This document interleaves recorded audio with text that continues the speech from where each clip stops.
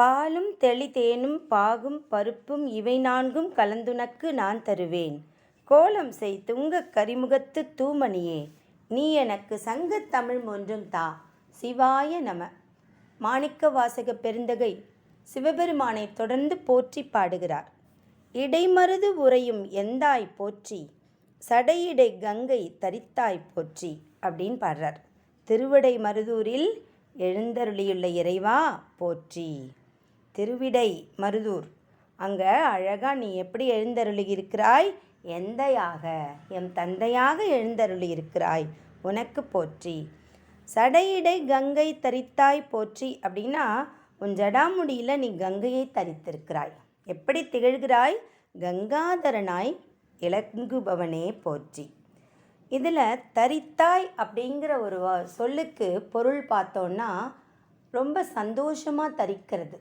தரித்தல் அப்படிங்கிறது எந்த வார்த்தைகளுக்கு பயன்படுத்துவோம் அப்படின்னா, நாம் எந்த மாதிரி சுச்சுவேஷனில் நம்ம அதை யூஸ் பண்ணுவோம்? ஆபரணங்களை தரித்து கொள்ளுதல். ஆபரணங்களை நம்ம சுமைன்னு நான் நினைக்கிறோம். அதை என்ன சொல்கிறாருன்னா, ராஜாக்கள்லாம் தலையில் மகுடம் சூடியிருப்பார்கள், மணிமுடி தரித்திருப்பார்கள். அது அந்த தலைக்கு அவங்களுக்கு கனம் தானே, சுமை தானே. ஆனால் அது அவங்களுக்கு சுமையாக தோன்றாது. ஏன்னா அவங்க ரொம்ப மகிழ்ச்சியாக அதை சூடியிருப்பாங்க. அதனால் அந்த தரித்தல் அப்படிங்கிறது சுமையல்ல, சுகமாக தாங்கி இருத்தலை தான் தரித்தல்னு சொல்லுவாங்க. அதனால் சிவபெருமான் அந்த கங்கையை சுகமாக தன் தலையில் ஜடாமுடியில் தரித்திருக்கிறார். அப்படிப்பட்ட அதனால் அவர் அழகாக பாடுறார். சடையிடை கங்கை தரித்தாய் போற்றி. ரொம்ப ஆனந்தமாக நீ கங்கையை உன்னுடைய ஜடையில் தரித்திருக்கிறாய். அப்படிப்பட்ட கங்காதரனே உனக்கு போற்றி அப்படிங்கிறார். ஆரூர் அமர்ந்த அரசே போற்றி, சீரார் திருவையாரா போற்றி. சீரார்னா சிறப்பாக அமைந்த, திருவாரூரில் எழுந்தருளி இருக்கும் ஈசனே போற்றி. அழகு நிறைந்த திருவையாற்றில் எழுந்தருளி இருப்பவனே போற்றி அப்படின்றார். அண்ணாமலை எம் அண்ணா போற்றி, கண்ணார் அமுதக் கடலே போற்றி அப்படிங்கிறார். கண்ணார் அப்படின்னா ஞானம் நிறைந்த. இங்கே திருவண்ணாமலையில் எழுந்தருளியுள்ள ஈசா போற்றி, ஞானம் நிறைந்த அமிர்த சாகரமே போற்றி அப்படிங்கிறார். தன்னுடைய நிறை ஞானத்தை முன்னிட்டு கிருஷ்ணனை கண்ணன் அப்படின்னு கூப்பிடுவாங்களாம். இகம் பரம் ஆகிய இரண்டின் ஞானத்தை முன்னிட்டு சிவபெருமானை முக்கண்ணன் அப்படின்னு கூப்பிடுறோம். அதனால் சிவபெருமானை அடைந்தவர்களுக்கு அழிவில்லை. அதனால் அமிர்த கடல் அப்படிங்கிறார். அப்புறம் என்ன சொல்கிறார் அவர்? கண்ணார் அமுதம் கடலே. அது என்ன அமுதம் அப்படின்னா பருக தானே முடியும். நீ அமிர்த கடல், உன்னை குடிக்க தானே முடியும் அப்படின்னு பார்த்தா இல்லை, என்னோட கண்களால் உன்னை பருக முடியுது, அவ்வளவு அழகாக இருக்க. அது மட்டும் இல்லை, கடல் அப்படிங்கிறது எல்லையற்றது இல்லையா, பறந்து விரிஞ்சிருக்கும். என்னோட கண்கள் ரொம்ப கொஞ்சோண்டு தானே நம்மளுடைய பவுண்ட்ரி, அது ரொம்ப கம்மியாக தானே நம்ம கண்களால் பார்க்க முடியும். ஆனால் நீ என்ன செய்த? அவ்வளோ இரக்கம் கொண்டு கருணை கொண்டு நீயே ஒரு ஆனந்த பெருங்கடல். ஆனால் நீ என்ன செஞ்ச? அமுத கடல். என் கண் முன்னாடி காட்சி அளித்தாயே, அதனால் என் கண்களால் உன்னை பருகினேனே. அப்படிப்பட்ட கருணை கடலே, அமிர்தமே, அமிர்த கடலே போற்றி அப்படிங்கிறார். ஏகம்பத்துரை எந்தாய் போற்றி, பாகம் பெண்ணுரு ஆனாய் போற்றி. திருவேகம்பத்தில் உரைகின்ற என் ஈசா போற்றி. அர்த்தநாரீஸ்வரராய் இருப்பவனே போற்றி. பராத்துரை மேவிய பரனே போற்றி, சிராப்பள்ளி மேவிய சிவனே போற்றி அப்படின்னு பாடுறார். திருப்பராத்துறையில் வீற்றிருக்கும் பெரியோனே போற்றி அப்படிங்கிறார். திருச்சிராப்பள்ளியில் திகழும் தலைவா போற்றி அப்படின்னு பாடுறார். மற்றோர் பற்று இங்கு அறியேன் போற்றி, குற்றாலத்து எம் கூத்தா போற்றி. இறைவா பெருமானே, உன்னை தவிர இங்கே நான் எந்த பற்றையும் வச்சுக்கல. இந்த உலகில் என்னென்னவோ இருக்கு இல்லையா, ஆனால் எதுவுமே எனக்கு தெரியாது, நான் அறிந்திலேன். அதனால் எனக்கு அந்த ஒரு இதை கொடுத்தது, அறிவை கொடுத்தது, ஞானத்தை கொடுத்தது யார்? நீதானே. இந்த உலகத்தில் தோன்றும் பொருள்கள் எல்லாம் தற்காலிகமானவை, அது சிற்றின்பங்களை சார்ந்தது. லௌகீக வாழ்க்கை சிற்றின்பத்தை சார்ந்தது. நீதான் ஆனந்த கூத்தன், உன்னை பற்றி நினைக்கிறது தான் பேரானந்தம் அப்படின்னு புரியணும் இல்லையா? உணரணும் இல்லையா? அதை நீதானே எனக்கு கொடுத்த. மற்று ஓர் பற்று இங்கு அறியேன் போற்றி. இந்த உலகத்தில் எனக்கு எந்த பற்றும் இல்லை, அறியேன். அப்படிப்பட்ட எனக்கு அறிவை கொடுத்த, ஞானத்தை அளித்த இறைவா போற்றி. குற்றாலத்து எம் கூத்தா போற்றி அப்படின்னா திருக்குற்றாலத்தில் எழுந்தருளி இருக்கின்ற கூத்தனே உனக்கு வணக்கம். கோகழி மேவிய கோவே போற்றி, ஈங்கோய் மலை எம் எந்தாய் போற்றி, பாங்கு ஆர் பழனத்து அழகா போற்றி அப்படிங்கிறார். திருவாடுதுறையில் தோன்றியுள்ள வேந்தே, அரசனே, முதல்வனே, தலைவனே போற்றி அப்படிங்கிறார். திருவீங்கோய் மலையை உடைய எம் தந்தையே போற்றி. அழகு நிறைந்த திருப்பழனத்தில் அழகனாய் வீற்றிருப்பவனே போற்றி. கடம்பூர் மேவிய விடங்கா போற்றி, அடைந்தவர்க்கு அருளும் அப்பா போற்றி அப்படிங்கிறார். விடங்கன்னா அழகன்.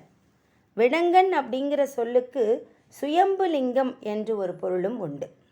திருக்கடம்பூரில் எழுந்தருளியிருக்கின்ற அழகா போற்றி. அடைந்தவர்க்கு அருளும் அப்பா போற்றி அப்படின்னா உன்னை வந்து சரணாகதி அடைஞ்சிட்டாங்கன்னா அவங்களுக்கு நீ என்ன பண்ணுவ? பேரருள் புரிவாய். அதனால் உன்னை வந்து சேர்பவர்களுக்கு அனுக்கிரகம் செய்பவனே போற்றி. இத்தி தன்னின் கீழ் இரு மூவர்க்கு அத்திக்கருளிய அரசே போற்றி அப்படிங்கிறார். இத்தி அப்படின்னா கல்லால மரம், இரு மூவர் அப்படின்னா 2 3 6, இரு மூவர்னா 6 பேர். அத்தி அப்படின்னா யானை. இத்தி மரத்தின் கீழ் இருந்த 6 பேர்க்கும் யானைக்கும் அருள் செய்த இறைவா அரசனே போற்றி. அப்போது அந்த இத்தி யானை அதெல்லாம் என்ன அப்படின்னா இது திருவிளையாடற் புராணத்தில் வருது. கங்கை ஆறு அந்த வரலாறை நம்ம கொஞ்சம் பார்க்கலாம்.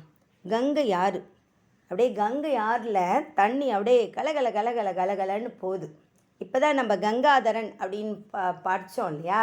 கங்காதரன் மேலேருந்து கீழே அனுப்புகிறார் பூமிக்கு. பக்தர்களின் மீது கொண்ட பெரும் கருணையால் கீழே ஓடுது கங்காதேவி. அது தண்ணி எப்படி ஓடுதான்? கலகல கலகலன்னு கீதம் பாடுதான். காசி க்ஷேத்திரம், அங்கே எல்லோரும் அருள் வெள்ளத்துக்காக போய் எத்தனையோ மகான்கள் போய் அங்கே நீராடுவாங்க இல்லையா? புனித நீராடி இருப்பாங்க, நிறைய பேர் குளிப்பாங்க. அதில் ஒரு முறை துர்வாச முனிவர் மற்றவங்கெல்லாம் போய் குளிக்கிற மாதிரி அவரும் அங்கே போய் சிவ ஆகம விதிப்படி ஒரு சிவலிங்கம் அமைத்து பக்தியோடு அனுதினமும் பூஜை செய்து வந்தாராம் துர்வாச முனிவர். அந்த காசியில் அவர் அப்படியே ரொம்ப பக்தியோடு தோத்திரம் பண்ணிகிட்டே இருக்கும்போது சிவபெருமானுக்கு துர்வாச முனிவருடைய அந்த பேரன்பு அதிசயமாக பட்டுதான். அப்படியே அவர் மனசை தொட்டுடுச்சான். ஐயனார் என்ன பண்ணாராம், சிவபெருமான் அந்த துர்வாச முனிவருக்கு தன்னுடைய அருளை காட்டணும் அப்படின்னு தோணி தன்னுடைய அருட்கண்ணை காட்டினாராம். அப்போ சர்வேஸ்வரனுடைய திருமுடியிலிருந்து அழகான தெய்வீகமான புனிதமான மனம் கமழும் தாமரை மலர் ஒன்று கீழே விழுந்ததாம். சிவபெருமான் தான் விழச் செய்தாராம். துர்வாச முனிவருக்கு தாங்க முடியலையே ஆனந்த கண்ணீர் வடித்து அந்த அழகான தாமரை மலரை தன் கையில் எடுத்து கண்களை ஒற்றி கொண்டு அப்படியே கண்களில் ஒத்திக்கிட்டு பேர் ஆனந்தத்தோடு அங்கேருந்து போனாராம். எங்கே போனார் தெரியுமா? ஸ்வர்கலோகத்துக்கு போனாராம். ஸ்வர்கலோகத்துக்கு தன் திருக்கரங்களில் தாமரை மலர், அந்த தாமரை மலர் ஒளி வீசுச்சு அப்படின்றாங்க. ஒளி வீசுது, சிவபெருமானுடைய தலையிலேருந்து வந்திருக்கு இல்லையா? ஒளி வீசும் அழகான நறுமணம் வாய்ந்த அந்த தாமரை மலரை இரு கரங்களிலும் ஏந்தி அப்படியே ஸ்வர்க்கத்துக்கு போனார். அந்த ஸ்வர்க்கத்தில் எந்த நேரத்தில் போனார், எந்த மாதிரியான சூழ்நிலையில் போனார் அப்படின்னா, அங்கே இந்திரன் என்ன பண்ணியிருக்கான், அரக்கர்களோட சண்டை போட்டு வெற்றி பெற்று அந்த வெற்றி செருக்கில் ரொம்ப கோலாகலமான திருவிழா நடக்கும் பொழுது அப்படி தன்னோட யானை மேலே உட்காந்து வந்துட்டுருக்கான். அப்போது அவனுக்கு எல்லாம் வெற்றி மாலைகள் சூடுறாங்க. அந்த வெற்றியை கொண்டாடுகிற ஒரு பவனி விழா அது. அந்த நேரத்தில் அவன் அப்படியே வரான். அவனுடைய தலைநகர் வந்து அமராவதி நகர். அமராவதி மாதிரி கடல் போன்ற சேனைகளோட அப்படியே பேரொளி எழுப்பி இசையெல்லாம் பாடுறாங்க, வாசிக்கிறாங்க. ஒரே கான வெள்ளம், பாட்டுகள் பாடுறாங்க, ஆட்டங்கள் ஆடுறாங்க, களி நடனம் புரிகிறாங்க. ஆடல் அரம்பையர்கள்லாம் சிரிப்போடு அவ்வளோ அழகாக சாமரம் வீசுகிறாங்க. வெண்குடை நிழலில் வெள்ளை யானை மீது உட்கார்ந்து பவனி வந்து கொண்டிருந்தான் இந்திரன். ஒவ்வொருத்தவங்களும் தலைவா வாழ்க, இந்திரனை வாழ்கன்னு அவங்கவுங்க கிட்ட இருந்த அழகான அன்பு பரிசை கொடுக்குறாங்க. வாங்கிக்கிட்டே வந்துட்டே இருக்கான் இந்திரன். அப்போ அதெல்லாம் பார்த்துட்டே இருந்தார் துர்வாச முனிவர். அப்போ அவருக்கு தோணுது, ஆகா இந்திரன் ஜெயிச்சுட்டு வந்திருக்கான், அவனுக்கு நாம் ஒரு அன்பு பரிசு கொடுக்கணும். அப்படிங்கும்போது என் கையில் என்ன இருக்குது, சுவாமி சிவபெருமான் அன்போடு அருளோடு கொடுத்த இந்த தாமரை மலர் இருக்கே, இதை கொடுக்கலாமே அப்படின்னு சொல்லி மலரை கொடுக்குறார். அவ்வளோ அன்பு அவருக்கு. இந்த இந்திரனை பாராட்டணும் அப்படின்னு தான் கொண்டு போய் அந்த தாமரை மலரை இந்திரனுக்கு கொடுக்குறார். தேவர்கோன் இந்திரன் என்ன பண்ணுறான், ஒரு கையை நீட்டி அந்த மலரை வாங்கினான். அதை அவன் பக்தியோடு வாங்கியிருக்கணும் இல்லையா, ஆனால் ஒரு கையால் வாங்கிக்கிறான். ஏன் அப்படி வாங்குறான் அப்படின்னா, அந்த வெற்றி இருக்குல்ல, அது ஒரு பெரும் போதை. அது தலைக்கு மேலே ஏறிடும். அந்த அரக்கர்களை வென்றுட்டோம், இனி என்னை ஜெயிக்க யாரும் இல்லை அப்படிங்கிற ஒரு மனசு என்ன செய்யும்னா, அந்த தேவனோட மனசு எப்படி இருக்குது அப்படின்னா அரக்கனோட மனசு மாதிரி ஆயிடுத்து. அவனுக்கு நெஞ்சத்தில் ஒரு வெற்றி களி வெறி அப்படிங்கிறாங்க. அதை வெற்றி களிப்பு வரும்போது வெறிக்கு வந்துடும். அது ஒரு போதை அதில் இருக்கான் அவன். அந்த இருமாப்பில் அவன் கண்ணே தெரியுது, என்ன வெல்ல இன்னும் யார் அப்படிங்கிற மாதிரி அவன் கண்கள் இருக்குது. அந்த பூவை கையில் வாங்கி அவன் என்ன பண்ணான், அப்படியே வெள்ளை யானையில் வந்துட்டுருக்கான் இல்லையா, அந்த வெள்ளை யானையோட தலையில் வச்சுட்டான். அந்த யானை என்ன பண்ணுச்சு, துதிக்கையால் அந்த மலரை எடுத்து தரையில் போட்டு தன் காலால் மிதிச்சிருச்சு. அவ்வளோதான், அந்தோ மலர் மண்ணில் சிதைந்தது. அதை பார்த்த உடனே துர்வாச முனிவருக்கு கடும் சினம் ஏற்பட்டது. அவரோட கண்களில் அப்படியே அனல் தெரித்ததாம். தேவர்கள்லாம் நடுநடுங்கிட்டாங்களாம். ஏன்னா துர்வாச முனிவர்னா கோபத்துக்கு ஒரு உதாரணம் இல்லையா. அப்படியே எல்லாரும் அப்படியே பயந்து நடுங்குறாங்க. துர்வாச முனிவர் அப்படியே ருத்ரமூர்த்தி மாதிரி காட்சி அளிச்சாராம். எல்லாரும் நடுங்கும் போது இந்திரனை பார்த்தாராம். அவர் கண்கள் தீ கண்களாக தெரிந்தனவாம். அவரோட சொற்கள்லாம் அப்படியே இந்த அண்டம் வெடிக்கும்படி வெளிப்பட்டனவாம். என்ன சொன்னாரா, என்ன காரியம் செய்தா இந்திரா, அற்ப பொருள்களில் மதி வைத்து அரிய பொருளை புறக்கணித்து விட்டாயே.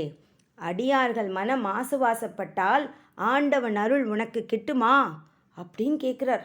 டேய் மூடனே, உனக்கு வெற்றி கிடச்சிச்சின்னு நீ அவ்வளோ போதையில் நிற்கிறியா? இது எப்படிப்பட்ட பூ தெரியுமா, அரிய பூ. நீ இந்த அற்ப ஒரு சுகத்துக்காக அரிய பூவோட மகிமையை தெரியாமல் கீழே போட்டு மிதிச்சிருச்சு யானை அப்படின்னு சொல்லிட்டு, இது எந்த மாதிரி பூன்னு உனக்கு தெரியுமா? தேவனின் திருமுடியை அலங்கரிக்கின்ற தாமரை மலரன்றோ இது, பூவின் புனித மரியா புல்லியனே அப்படிங்கிறார். டேய் உனக்கு தெரியுமா இதோட புனிதம் என்ன, இதனோட மகிமை என்னன்னு தெரியுமா, யார் இதை வச்சுருந்தாங்கன்னு தெரியுமா? தேவன் அப்படியே சுவாமி எம்பெருமான் சிவபெருமான் தன் திருமுடியை அலங்கரிச்சிருந்தாருடா இந்த பூவால். அதை போய் நீ இப்படி பண்ணிட்டியே. கேள் இந்திரா, பாண்டிய மன்னன் ஒருவனுடைய திகிரியால் உன் முடி சிதறக் கடவது, உன் வெள்ளை யானை காட்டானையாக கடவது அப்படின்னு சபிச்சிடுறார். உன்னை ஒரு பாண்டிய மன்னன் சிதைச்சிடுவான் உன் தலையை. அதே மாதிரி உன்னுடைய யானை என்ன பண்ணும், காட்டு யானையாக போகணும் அப்படின்னு அப்படியே சாபமிடுறார். அதை கேட்டவுடனே தேவர்கள்லாம் அப்படியே நடுநடுங்கி போய்டுறாங்க. இந்திரன் பயந்து போய்ட்றான். எல்லா தேவர்களும் இந்திரனும் முனிவருடைய பாதங்களில் விழுந்து வணங்கி, மன்னிச்சிருங்க சுவாமி முனிவரே, சுவாமி ரிஷியே, எங்களை மன்னிச்சிருங்க, சாபத்தை எப்படியாவது நீக்கி அருளணும்னு அழுது கேட்குறாங்களாம். இப்படி இவ்வளோ பேர், தேவேந்திரன் மட்டும் இல்லை, எல்லா இந்திரர்களும் தேவர்களும் அப்படியே வணங்கி அழுது கேட்குறாங்க, கெஞ்சுறாங்க. அப்புறம் அப்படி பார்த்து அவர் என்ன சொல்கிறாரு, சரி அப்படின்னு கொஞ்சம் மனசு இறங்கி, தெய்வ குற்றம் சாதாரணமானதல்ல, சங்கரன் இந்த பிரசாதத்தை நிந்தித்த பிழை அது பரிகாரத்தால் நீங்கிடாது, ஆனால் இந்திரனுக்கு தலைக்கு வந்தது முடியளவாக போக கடவது அப்படின்னு ஒன்று சொன்னாராம். அதாவது நம்ம சொல்கிறோம் இல்லையா, தலைக்கு வந்தது தலைப்பாகையோடு போச்சுன்னு, அதே மாதிரி தலைக்கு வந்தது முடியோடு போகட்டும். அப்படி போனால் என்ன ஆகும், உனக்கு உடனே திரும்பவும் இந்திர பதவி கிடைத்துவிடும் அப்படின்னு சொல்லிட்டாராம். வெள்ளை யானையும் ஒரு 100 ஆண்டு காட்டு யானையாக அலைந்து பின்னர் சுயவடிவு பெறக்கடுவது அப்படின்னு சொல்லி அவர் சாபமிட்டாராம். அப்போ இந்திரன் கொஞ்ச நாள்லேயே அவன் திரும்பவும் அந்த பதவியில் வந்துட்டான். அந்த பரிகாரம் இல்லை, இவர் அதை கொடுத்துட்டார் இல்லையா. ஆனால் அந்த யானைக்கு என்ன சொல்லிட்டாரு, ஒரு 100 ஆண்டு காட்டு யானையாக அலையணும்னு சொல்லிட்டார். அதன் பின்னாடி இந்த வெள்ளை யானை என்ன பண்ணிச்சு, விண்ணிலேருந்து மண்ணுக்கு இறங்கியது. ஒரே கருப்பாக அடர்ந்த காடு, எங்கே பார்த்தாலும் மலையில் ஃபுல்லாக மரங்கள், அதில் அலைஞ்சு திரிஞ்சு கூட்டமாக சில நேரத்தில் போகுது, தனியாக போகுது, பெரும் பெரும் மரங்களுக்கு நடுவில் போகுது. எப்படி இருந்த யானை அது, பொன் நாட்டில் அப்படியே பொலியோட அப்படியே அழகாக முரசோட சங்கீதத்தோட நடனத்தோட அங்கே அப்படியே தேவலோகத்தில் ஜாலியாக இருந்திருக்க வேண்டிய யானை இங்கே என்ன பண்ணுது, பாலை முல்லை குறிஞ்சி அப்படின்னு எல்லா நிலங்கள்லையும் 100 ஆண்டுகள் கழிக்குது. ஒரு நாள் எதாச்சியோ கடம்ப வனத்துக்குள்ளே வந்துருச்சு. அது அங்கே பார்த்தா பொற்றாமரை தடாகம். அதை பார்த்த உடனே அதுக்கு அப்படியே கண்கள் குளிர உடலும் உள்ளமும் குளிர்ந்ததாம். அதுக்கு அப்படியே கொஞ்சம் கொஞ்சமாக பழைய நினைவு வந்துதான். அப்படியே அந்த தடாகத்தில் மெதுவாக இறங்கி ஆனந்தமாக நீராடிச்சான். வெளியில் வந்தால் அப்படியே பழைய மாதிரி வெள்ளை யானையாக அழகாக ஒளி திகழ தோன்றிட்டான். அப்போ அந்த யானைக்கு தெரிஞ்சிடுத்து தான் யாருங்கிறது. அந்த வெள்ளை யானை என்ன பண்ணுச்சான், இங்கேயும் அங்கேயும் அப்படியே பார்க்குதான். எதை பார்க்குது அப்படின்னா, அங்கே ஒரு அழகான லிங்கமூர்த்தி தென்பட்டாராம். அதை பார்த்த உடனே அந்த வெள்ளை யானைக்கு பக்தி மேலோங்கி சாப விமோசனம் நெருங்கும் வேலை வந்து விட்டதல்லவா, அதனால் அதனுடைய புத்தியும் தெளிஞ்செடுத்து பொற்றாமரை குளத்துலேருந்து அந்த நீரை எடுத்து தன் துதிக்கையால் கொண்டு வந்து இறைவனுக்கு அந்த நீர் மலரை தூவி அர்ச்சனை பண்ணிச்சான். அங்கே உட்கார்ந்துருக்கவர் யார், அப்படியே அழகாக அன்புக்கு ஆட்படும் ஆண்டவன் அல்லவா சோமசுந்தர கடவுள். என்ன பண்ணுறாராம், இந்த யானையோட பக்தியை பார்த்து பரவசமாக ஆயிட்டாராம். நேராக தரிசனம் தந்துட்டாராம். நீ வேண்டும் வரம் யாது அப்படின்னு யானையை பார்த்து கேட்டாராம். வெள்ளை யானையோட கண்களில் நீர் அப்படியே ஊற்றுதான். அது சொல்லுதான் சொக்கநாத பெருமான்கிட்ட, சுவாமி உங்களை பார்த்துட்டனே, என்னோட கவலைகள்லாம் பஞ்சா பறந்துடுத்தே, இனி எனக்கு என்ன வேணும், நீங்கள் கேட்டதுனால ஒன்று சொல்கிறேன், தங்கள் விமானத்தை தாங்கும் 8 யானைகளோடு என்னையும் 9 யானையாக சேர்த்து அருள் கொடுங்களேன் அப்படின்னு சொல்லி கேட்குதான். விழுந்து வணங்குதான். அப்படியே சுந்தரனாருக்கு சந்தோஷம். வெள்ளை யானைக்கு எவ்வளவு தூய அன்பு, என்ன சுமக்கணும்னு சொல்லுதே அப்படின்னு சொல்லிட்டு அவர் சொல்கிறாராம், யானையே என் மேலே உனக்கு உள்ள மெய் அன்பு எனக்கு புரிஞ்சுது. ஆனால் உனக்கு தெரியுமா, இந்திரனுக்கு நீ பணிபுரி, அதுவும் என்னை மகிழ்விக்கும். நீ இந்திரனுக்கு போய் கூட இருந்தன்னா, அவரை சுமந்தா கூட அந்த பணி கூட என்னை மகிழவே செய்யும். அதனால் இந்திரனை சுமக்கும் தொழிலை தொடர்ந்து புரிவாயாக அப்படின்னு சொல்லி அப்புறம் அது பல வரங்களை எல்லாம் கேட்டுதான். அதுக்கெல்லாம் அருள் புரிந்து விட்டு சென்றுட்டாராம். இப்போ இந்த வெள்ளை யானை என்ன செய்தான், மேற்கு திசைக்கு போதான். அங்கே போய் என்ன செய்தான், ஐராவத தீர்த்தமும் அந்த கரையில் சிவலிங்கமூர்த்தி இருந்தாராம். அதை வச்சுக்கிட்டு அங்கேயே உட்காந்து வழிபட்டுட்டே இருக்கான். சிவபெருமானுடைய பூஜையில் ஈடுபட்டுருச்சான். ஈசன் பூசையில் அதோட மனசு போனவுடனே அதுக்கு வேறு எந்த ஞாபகமுமே வரலையாம். அந்த வெள்ளை யானைக்கு சிந்தையில் ஈசனை தவிர வேறொன்றும் அண்டவில்லை. பொன்னாடு செல்ல வேண்டுமே அப்படிங்கிறதே அதை மறந்து போச்சான். இதை கேள்விப்பட்டானா இந்திரன், எந்த வெள்ளை யானையை கொண்டு வருக அப்படின்னு பணியாளரை அனுப்பி வைத்தானாம். பணியாளர்கள்லாம் கீழே வந்து வெள்ளை யானைக்கிட்ட சொல்கிறாங்களாம், இந்திரன் அனுப்பினார், நீ வா அங்கே இந்திரலோகத்துக்குன்னு. இது என்ன சொல்லுதான், சொக்கலிங்க மூர்த்திக்கு நான் வந்து இங்கே அபிஷேகம் பண்ணிகிட்ருக்கேன், நீ போ நான் அப்புறம் வரேன் அப்படின்னு அனுப்பி விட்டுருச்சான். அப்புறம் திரும்ப வரவே இல்லையா. இது பாட்டுக்கு அந்த பூஜையே சிவலிங்கத்தை நிர்மாணித்து அண்ணலை அனுதினமும் ஏற்றி போற்றி அப்படியே பூஜை பண்ணி சந்தோஷமாக கீழே இருந்துகிட்ருக்கு. இந்திரனுக்கு திரும்பவும் ஆச்சரியம், மற்ற தேவர்களுக்கெல்லாம் ஆச்சரியம். ஏன் வெள்ளை யானை இன்னும் வரக்காணும் அப்படின்னு ஏவலாளர்களை திரும்ப அனுப்பி வச்சு கேட்டானாம். அப்போது வெள்ளை யானை என்ன பண்ணுச்சா, 100 ஆண்டு இருக்கணும்னு சொன்னார் இல்லையா, 100 ஆண்டு இப்போ தான் முடிய போகுது. அதுக்கு முன்னாடியே இறைவன் அருளால் எனக்கு எல்லாமே தெரிஞ்சிடுத்து, என்னை அனுப்பினார், அவர் பெரு வரங்கள்லாம் கொடுத்தாரு.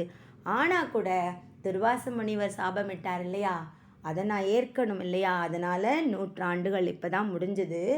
ஆனால் இந்த வாழ்க்கை எனக்கு துன்பமாகவே இல்லை. ஏன் தெரியுமா? எப்போ நான் சிவபெருமானை பார்த்து சிவலிங்கத்தை பூஜை பண்ண ஆரம்பித்தனோ அப்பொழுது இந்த வாழ்க்கை கூட எனக்கு துன்பமான வாழ்க்கையாக இல்லை. ஒவ்வொரு நொடியும் எனக்கு இன்பமயமான வாழ்க்கையே வந்துட்டு. எப்படி இருந்தது அப்படின்னு இந்த யானை சொல்லிச்சான். எனக்கு அவ்வளோ 100 ஆண்டு எப்படி தெரியுமா இருந்தது, ஒரு நொடியில் மறைஞ்சு போயிடுச்சு அப்படிங்கிறான். நம்ம ரொம்ப சந்தோஷமாக இருந்தால் நமக்கு நேரம் போகிறதே தெரியாது இல்லையா? அதனால நான் சொக்கநாதரை அப்படியே கும்பிட்டுட்டே பூஜை பண்ணிகிட்டே இருந்ததுனால எனக்கு இதெல்லாம் ஒரு நொடியிலே போயிடுது. அவருடைய பேரருளால் நான் சுகம் பெற்றேன் அப்படின்னு சொல்லி அந்த விஷயத்தை சொல்லிச்சான். தேவலோகத்துக்கு இந்திரன்கிட்ட அப்படியே இந்திரனும் மற்ற தேவர்களும் அதை கேட்டு அப்படியே பிரமிப்பில் ஆழ்ந்து போயிட்டாங்களாம். அதனால் சிவபெருமானை வணங்கினால் ஒரு நூற்றாண்டே ஒரு நொடி மாதிரி போகுது அப்படின்னு சொல்லுது யானை. அதனால் அந்த சந்தோஷத்தை நான் அனுபவித்தேன், அந்த பேரருளுனால் பெரும் ஆனந்தத்தை அனுபவித்தேன் அப்படின்னு சொல்லிச்சான். அதை கேட்டு எல்லாரும் சந்தோஷப்பட்டாங்களாம். அப்படிப்பட்ட அத்திக்கு அருளிய அரசே போற்றி, அப்படி யானைக்கு அருளினாயே அரசே போற்றி அப்படிங்கிறார். தென்னாடுடைய சிவனே போற்றி, எந்நாட்டவர்க்கும் இறைவா போற்றி. எங்கேயுமே நீக்கமர நிறைந்துள்ள ஈசா, உன்னை நான் தென்னாட்டில் ரொம்ப சிறப்பாக பார்க்குறேன். அதனால் தென்னாட்டில் இருக்கும் சிவனே போற்றி அப்படின்னு சொல்கிறேன். உன்னை பார்க்குறதுக்கு என்ன வேணும் ஒவ்வொரு பக்தனுக்கும் அப்படின்னா, தன்னுடைய ஹிருதய கமலத்தை அழகாக வச்சுருக்கணும். இதயத்தில் அன்பு ஃபுல்லாக வச்சுருந்தா என்ன பண்ணுவார்? அவர் நம்ம மனசுக்கு காட்சி கொடுப்பார். எங்கும் நிறைந்துள்ள இறைவன். அதனால தான் தென்னாடுடைய சிவனை போற்றி, எந்நாட்டவர்க்கும் இறைவா போற்றி. எல்லாருக்கும் உரியவன் நீ. நாங்கள் மனசுக்குள்ள அன்பை வைத்திருந்தால் எங்கும் இருக்கும் இறைவனான நீ எங்களுக்கு அருள்வாய். அப்படிப்பட்ட இறைவா போற்றி என்று போற்றி புகழ்கிறார். நாமும் சிவபெருமானை போற்றுவோம், அவனருளை பெறுவோம். திருச்சிற்றம்பலம், திருச்சிற்றம்பலம், திருச்சிற்றம்பலம்.